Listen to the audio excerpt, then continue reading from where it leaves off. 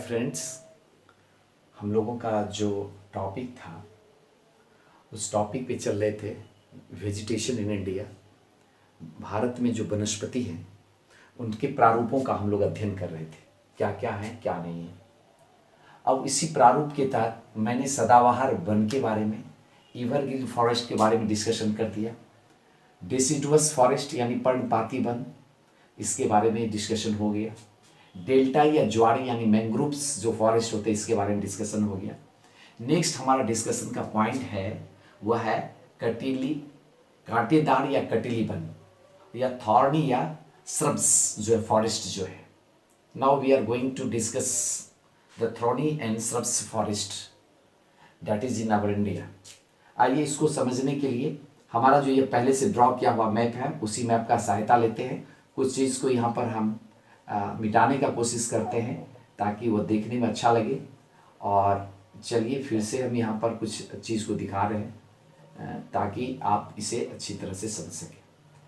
चलिए यहाँ से एक ड्रॉ करते हैं फिर मैप इस तरह से जो कि पहले से किया हुआ था, और यहाँ से एक और मैप को इस तरह से हम ड्रॉ करते हैं।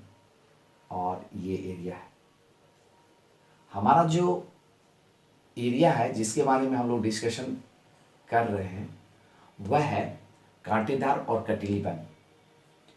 आप देख रहे होंगे कि यह जो है कुछ मैं क्रॉस का मार्क लगा रहा हूं। यह जो एरिया आप देख रहे हैं क्रॉस वाले मार्क का, यही एरिया कटीली और जो आप देख रहे होंगे ये एरिया है। ये एरिया जो आप देख रहे हैं इस मैप के थ्रू, इस मैप में आप देखेंगे कि इस एरिया को मैंने दिखाया। ये थॉर्नी और श्रब्स वाले एरिया है जिसको कटीली वन के नाम से जाना जाता है इंडिया में। और यह एरिया को आप अगर ध्यान से देखेंगे तो आप देख सकते हैं कि जो राजस्थान का एरिया है, गुजरात का एरिया है, थोड़ा बहुत जो है पश्चिमी जो उत्तर प्रदेश है उसका एरिया है, कुछ एरिया मध्य प्रदेश के भी हैं इसमें आते हैं। और इन एरियाओं में आप ये थॉर्नी और श्रब्स वाले जो वन जो होते हैं, कटीली या कांटेदार जो वन होते हैं वो मिलते हैं।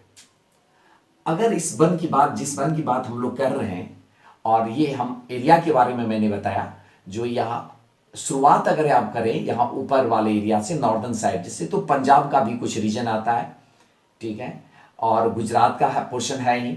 नीचे में इस तरह से जो अर्धचंद्राकार एक एरिया देखिए मैं बना आया है, ये अर्धचंद्राकार है, ठीक है ना। ये एरिया जो है आपको प्लेटू रीजन में है, ठीक है ना।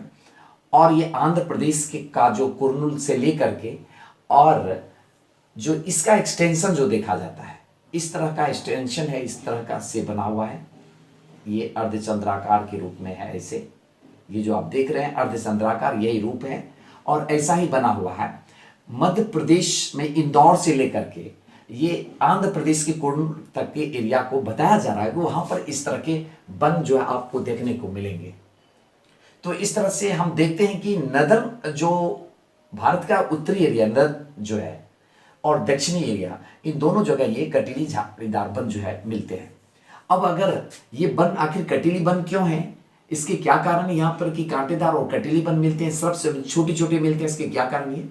तो पहला जो इसका कारण है रेनफॉल है। रेनफॉल, रेनफॉल मीन्स वर्षा। और इस एरिया में अगर वर्षा को देखेंगे तो आपको जो है वह क्या होता है, 70 cm से जो है कम बारिश होता है। इधर 70 cm से जो है कम, कहीं कहीं लिखा हुआ है 50 cm, तो ये भी मान सकते हैं, कोई बात नहीं है। लेकिन आप याद रखेंगे कि 50 cm से जो है कम वर्षा होती है इस एरिया में। और कम वर्षा होने के कारण, और इस एरिया में तापमान की बात जब करें, तापमान और काफी अधिक तापमान होता है। और ये राजस्थान के कुछ एरियाओं में तो तापमान 50 डिग्री सी से ऊपर चला जाता है। लेकिन एक एवरेज की अगर बात करेंगे तो आप देखेंगे 35 डिग्री सी तो आपको मिलेंगे ही विंटर समर सीजन में इन एरियाओं में। अब तापमान अधिक होने के कारण यहाँ पर जो है इवेपोरेशन की जो है समस्या बनी हुई रहती है, वाष्प उत्सर्जन कहते हैं वो होता रहता है।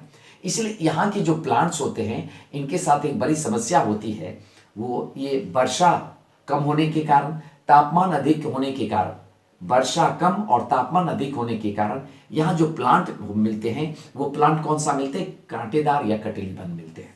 यहाँ के प्लांट की मैं कुछ व्याख्या करना चाहूँ, बताना चाहूँ कि यहाँ पर जो वन मिलते हैं वह किस तरह से है। और यहाँ पर जो वन मिलते हैं, जो फॉरेस्ट हैं, उनकी एक बहुत बड़ी आप देखेंगे कि इनके जो जड़ होते, रूट्स होते हैं, काफ़ी डीप चले जाता, वो डीप होता है जो है। उसके पीछे रीजन यह है, इन सर्च ऑफ वाटर, जो रूट जो है बहुत ही डीप चला जाता है उधर वाटर की कमी होने के कारण। और वाटर कमी होने के कारण जो यहाँ के वन है उसमें जो लीव्स होते हैं ये बहुत कम मिलेंगे आपको। लिप्स जो है मॉडिफाइड रूप, वह जो आप देखते होंगे कांटेदार के रूप में होता है, ठीक है ना, वो लिप्स ना के बराबर होता है। उसका कारण क्या है, वर्षा का ना होना, यानी कि पानी की कमी। इस यहाँ के वनों की जो यहाँ जो प्लांट्स मिलते हैं वो प्लांट का आप देखेंगे जो ट्रीज हैं उनके जड़ जो होते हैं काफी लंबे होते हैं और गहराई तक जाता है जमीन के अंदर ताकि उसे पानी मिल सके। वो इन सर्च ऑफ वाटर जो है ये करते हैं। दूसरी बात, जो इसका जो आप देखेंगे जो लिप्स होते हैं, लिप्स तो ना के बराबर होते हैं। इस एरिया में आप फॉरेस्ट को अगर देखेंगे तो आपको लिप्स ना के बराबर मिलेंगे। और फिर जो इनका ट्रंक होता है, जो धर होता है, ट्रंक में आप देखेंगे, इसका इनके ट्रंक को देखेंगे तो इसका ट्रंक जो है सक्लेंट होता है, सक्लेंट होता है, CUSSCULENT।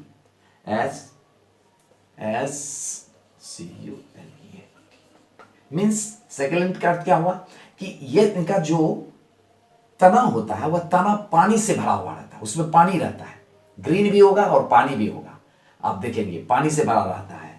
और जो है ऊपर का जो लेयर होता है वो लेयर जो है वह मोटा सा बार्क होता है। बार्क कैसा होगा, उसका जो छाल होता है वह मोटा होता है ताकि इवेपोरेशन की जो प्रॉब्लम्स हैं वो कम हो, ठीक है। तो इस तरह के ये वन होते हैं। इन वनों की हम विशेषताएं देखते हैं कि इनकी लंबी जड़ें होती है, ये सक्लेंट होते हैं, ठीक है, इनके बार्क्स मोटे होते हैं और जो है ये पानी इसमें जो है लिफ्ट ना के बराबर होते हैं। ये है इन वनों में। यहाँ पर अगर आप देखेंगे तो कुछ ऐसे मिलते हैं जैसे प्लम्स है, ठीक है ना, एकाकियस है, यूफेबोरियस है, इस तरह से खेर है, ध्यान दे रहे हैं, खेर, नीम, खैजरी, खजूर, ठीक है, इस तरह से आपको ये सब मिलेंगे। खैर है, नीम है, खेजरी, खजूर, ये सब मिलते हैं और इनके पास में पत्तियां कम होती है। एक बात बता दें, ये वन तो उतने आर्थिक दृष्टिकोण से उतने महत्वपूर्ण नहीं है, लेकिन ये इन वनों में जो है खजूर के जो प्लांट मिलते हैं उस प्लांट से जो इराक है या इराक के क्षेत्रों में, ईरान के क्षेत्रों में कुछ जो है वहां पर खजूर से जो है चीनी बनाने का काम जो है लिया जा रहा है। तो ये जो एरिया हमारे यहाँ मिलते हैं, अगर देखा जाए तो इकोनॉमिक पॉइंट्स ऑफ व्यू से अगर खजूर का जो प्लांटेशन को डेवलप किया जाए तो उससे हम चीनी का प्रोडक्शन ले सकते हैं। यह एक बेनिफिट है यहाँ पर इन प्लांटों से। और एक बात, इन प्लांटों के नीचे जो है आप बताया गया है कि लगभग आप देखेंगे 2 से 3 cm जो है, कहीं 2 to 3 जो है मीटर जो है आपको जो है बुसे झाड़ियां मिलेंगी, घास का मिलेगा। यहाँ पर इस एरिया में गुच्छेदार जो घासें होती हैं वो घास भी आपको इन एरियाओं में मिलेंगे। और इसीलिए इन एरियाओं में जो है आप देखते हैं कि यह जो एरिया है आप देखेंगे, अगर हम ज्योग्राफिकली पॉइंट ऑफ व्यू से देखें तो यह एक ड्राई एरिया है, सूखा एरिया है। ड्राई एरिया होने के कारण जो है यहाँ पर इस तरह के वृक्ष मिलते हैं। इसके अलावा यहाँ पर अगर देखेंगे वन्य लाइफ को देखेंगे तो यहाँ पर आपको उल्फ मिलेगा, रैट मिलेगा, स्नेक्स भी मिलते हैं, ऐसी बात नहीं है, रैबिट्स हैं, ठीक है, लॉयंस हैं। तो इस तरह से तरह तरह के एनिमल्स जो है हमारे इस जो कांटेदार और कटीली वन में मिलते हैं, जो भारत का जो ये क्षेत्र है इन क्षेत्रों में यह पाया जाता है।